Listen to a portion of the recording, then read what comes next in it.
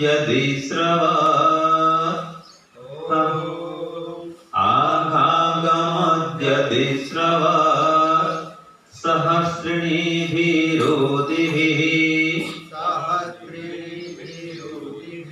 वाजेभिरुपनोहवम्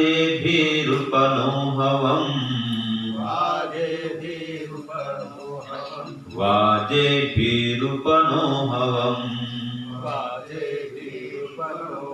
ॐ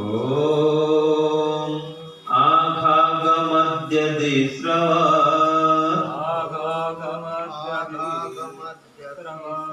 सहस्रिणीभिरोतिभिः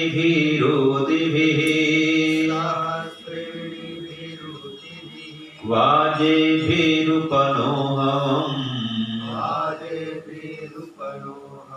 वाजेभिरुपनोहवम्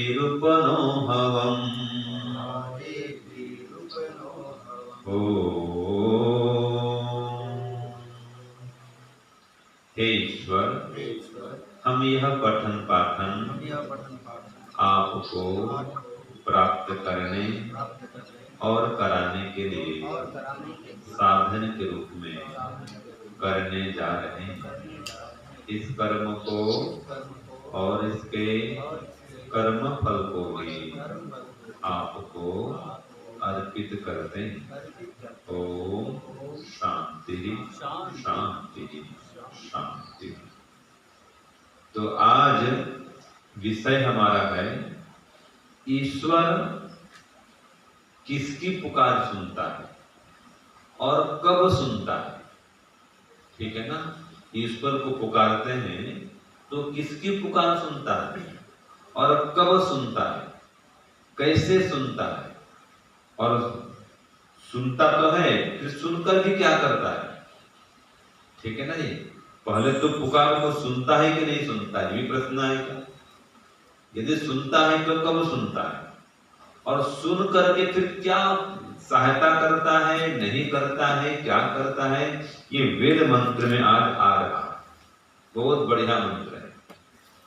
तो देखिए मंत्र में कहा यदि न हवम श्रवत, अर्थात यदि वह परमपिता परमात्मा हमारी पुकार को सुन लेता है।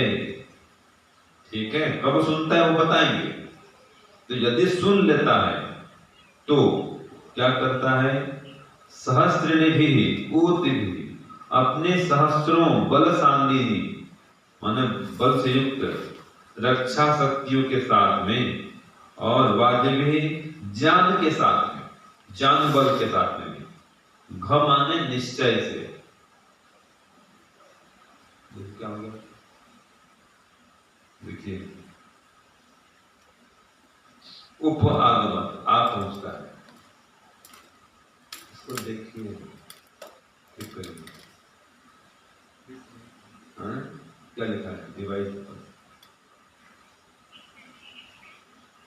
क्या लिखा है। हाँ ठीक है, तो क्या कहा इसमें, वो निश्चित रूप से आप पहुंचता है। ठीक है ना, तो देखिए ईश्वर क्या करता है, सहायता के लिए आता है, लेकिन पुकार को कब सुनता है। प्रश्न तो हुआ कि क्या ईश्वर पुकार को सुनता है, तो उत्तर हाँ सुनता है। और सुनकर क्या करता है, अपने हजारों माने असंख्यों रक्षण शक्तियों के साथ में, यह तो कहा है उपागमत, आ जाता है, अर्थात सहायता करता है तो यहीं पर ही हमें उसकी रक्षण शक्ति की अनुभूति हो जाती है, ये तात्पर्य कहने का है। वो आ जाता है मतलब क्या कहीं दूर है जो आ जाएगा, क्या नहीं है, लेकिन वो है और हम उसको समझ नहीं पाते हैं। तो उसका आना मतलब हम उसको समझ जाते हैं कि अब ईश्वर सहायता कर रहा है, ईश्वर धैर्य दे रहा है, ईश्वर आत्मबल बढ़ा रहा है, ईश्वर दुखों को सहने की शक्ति दे रहा है, ईश्वर साहस दे रहा है। विपरीत स्थिति भी हम घबराए नहीं, ऐसा वो आत्मबल दे रहा है। तो इस प्रकार ईश्वर सहायता करता है, पुकार को सुनता है तो। लेकिन पुकार कब सुनता है, ये प्रश्न आया। तो इसका उत्तर यह है कि जब हम पुकारते हैं उसके पहले एक नियम है। आप ईश्वर को पुकारो, उसके पहले नियम क्या है कि पुरुषार्थ भी करो। हाँ, आप जब ईश्वर को पुकारेंगे उसके लिए, मान लीजिए कोई दुख है तो प्रार्थना कर रहे हैं, माने पुकार रहे हैं कि हे ईश्वर, आप मेरी पुकार को सुनिए और मेरे दुख को दूर करिए।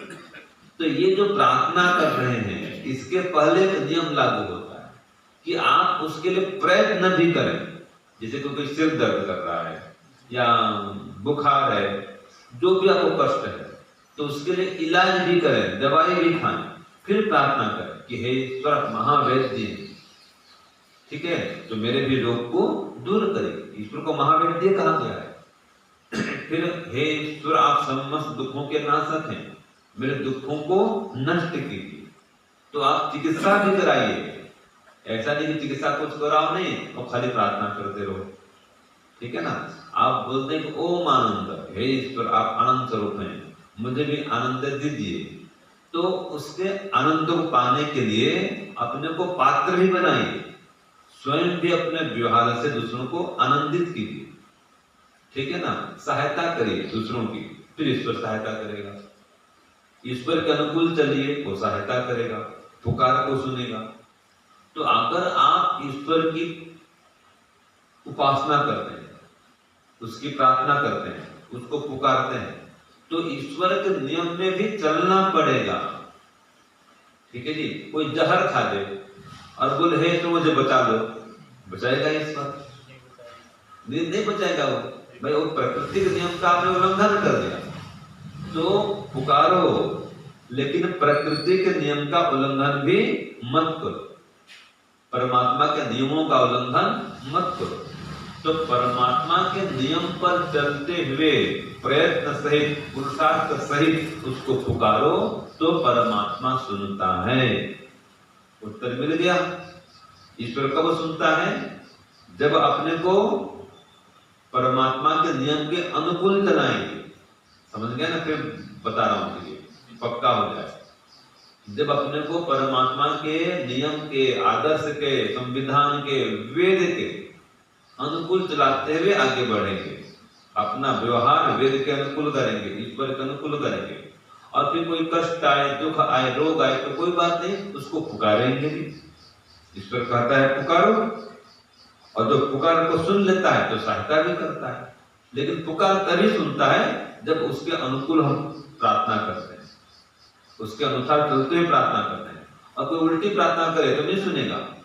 उदाहरण के लिए देखो, कैसी पुकार ईश्वर नहीं सुनता है, सहायता नहीं करता, उसमें कोई सहायता के लिए तत्पर नहीं होता है। बताओ कैसी प्रार्थना करके तो इनकार कर दे, भाई नहीं, ये कैंसिल, ये तेरी पुकार को मैं सुनूंगा नहीं, तेरी इच्छा की पूर्ति नहीं करूंगा, कोई सुनवाई नहीं होगी। तो वो कैसी मांग होती है? हाँ देखिए, एक था भेड़ बकरी चराने वाला, ठीक है, और वो जब भेड़ बकरी चराता है तो एक लंबा सा कोट पहनता है, ठीक है, काला कोट पहनता है लंबा सा।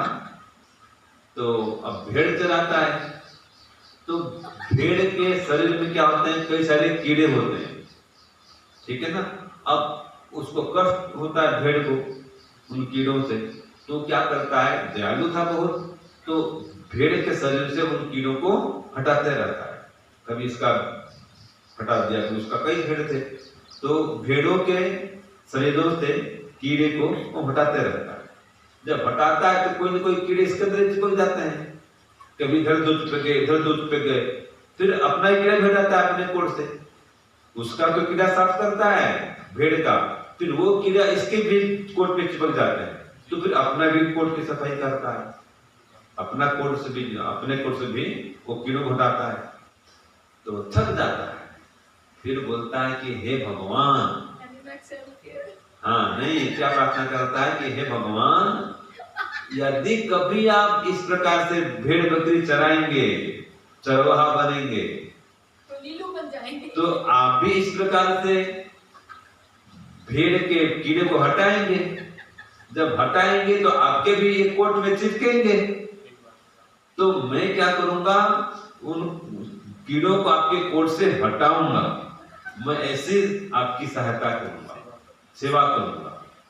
तो ये ऐसी प्रार्थना करता है, ऐसी पुकार करता है कि हे भगवान, मैं तो इस प्रकार से आपकी सहायता करूंगा। तो बताओ, वो सुनेगा परमात्मा? न कभी वो भेड़ बकरी चराने आएगा, न कभी ऐसा कोट पहनेगा, न उसके कोट में ये कीड़े चिपकेंगे, न हटाएगा, न उसकी आतुरता पड़ेगी। तो ये असंभव प्रार्थना, ऐसी प्रार्थना को ईश्वर नहीं सुनता है। समझ गए? ऐसी पुकार को ईश्वर नहीं सुनता है। जो संभव प्रार्थना, संभव युक्त पुकार है, पॉसिबल, उसको सुनता है और पूरा भी करता है। ठीक है? और आत्मबल देता है। और जब पुकारना चाहिए तो किस प्रकार पुकारना चाहिए भी सुनिए। एक अलंकारिक कथन है, जब ईश्वर को आप पुकारेंगे, ईश्वर से प्रार्थना करेंगे, वो प्रार्थना कैसी होनी चाहिए? बहुत सुंदर एक कहानी है, छोटी सी कहानी है। देखो, एक थी हिरणी। हिरणी माने मादा हिरण। ठीक है? तो हिरणी के पेट में बच्चा था। ठीक है? और जंगल में वो घास चर रही है। अब घास चर रही है तो इतने में एक शिकारी पहुंच जाता है जंगल में। अब देखता है हिरणी घास चर रही है, और हिरणी भी देख लेती है कि शिकारी आ गया है। अब क्या करे, ये भागती है, अपना प्राण तो बचाने के लिए भागेगा, तो भागती है, जो दौड़ती है दौड़ती है। अब पीछे पीछे शिकारी भी दौड़ रहा है। हाँ जी, क्या कर रहा है शिकारी? दौड़ रहा है।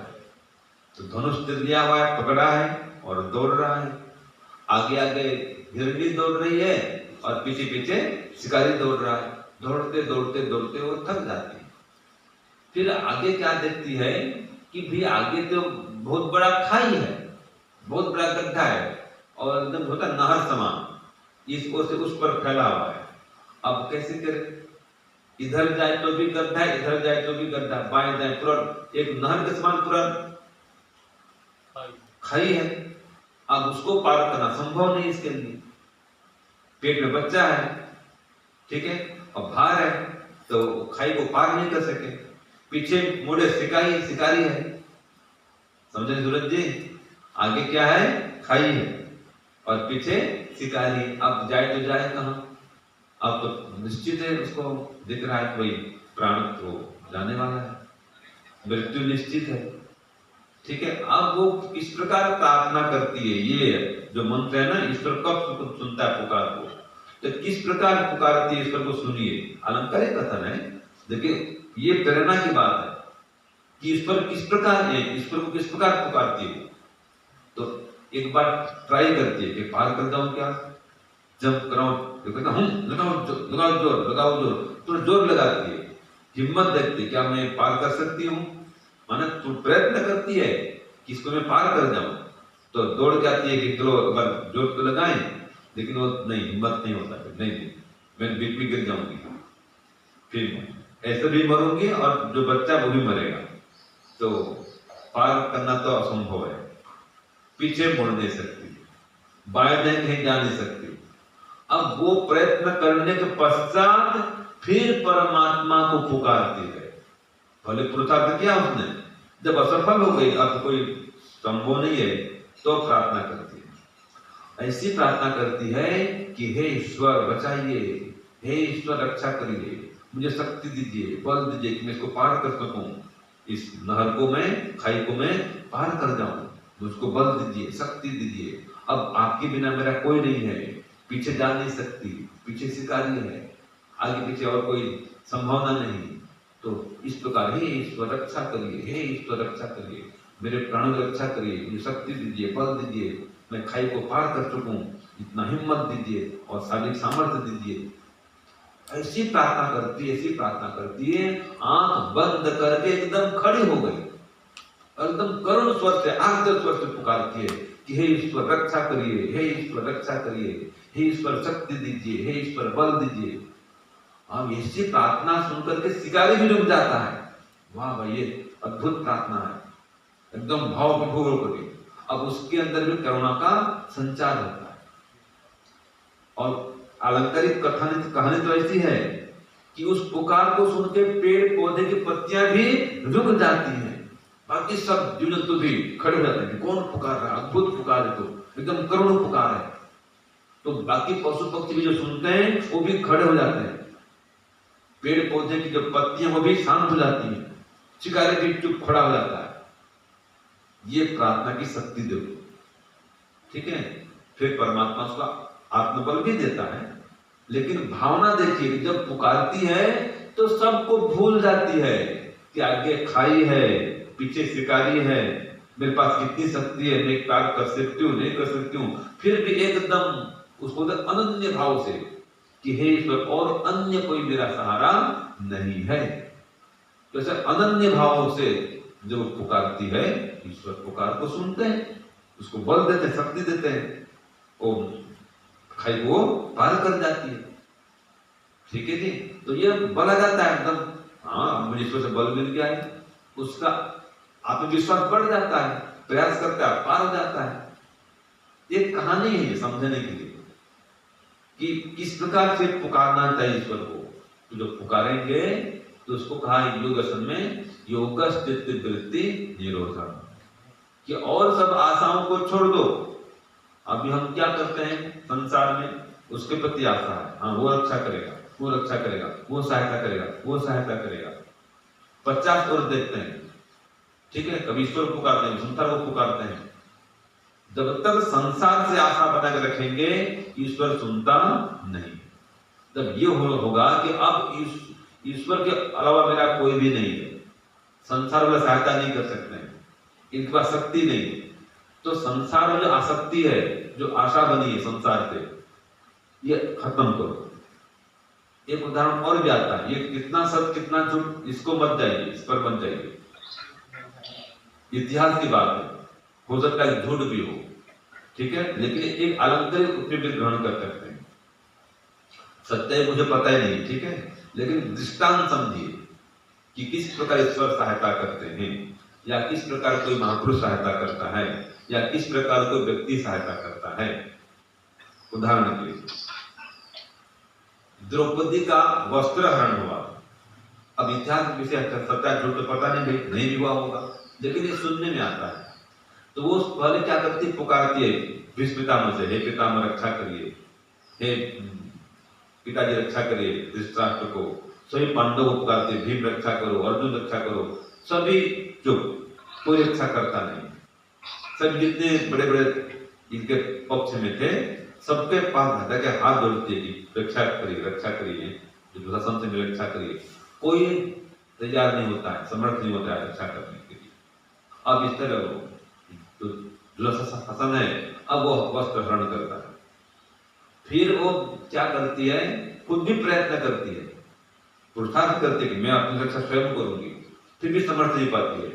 फिर क्या करती है, ईश्वर प्रति समर्पित हो जाती है कि हे ईश्वर आप ही रक्षा करो, या कृष्ण को पुकारती है कि हे कृष्ण आप ही रक्षा करो।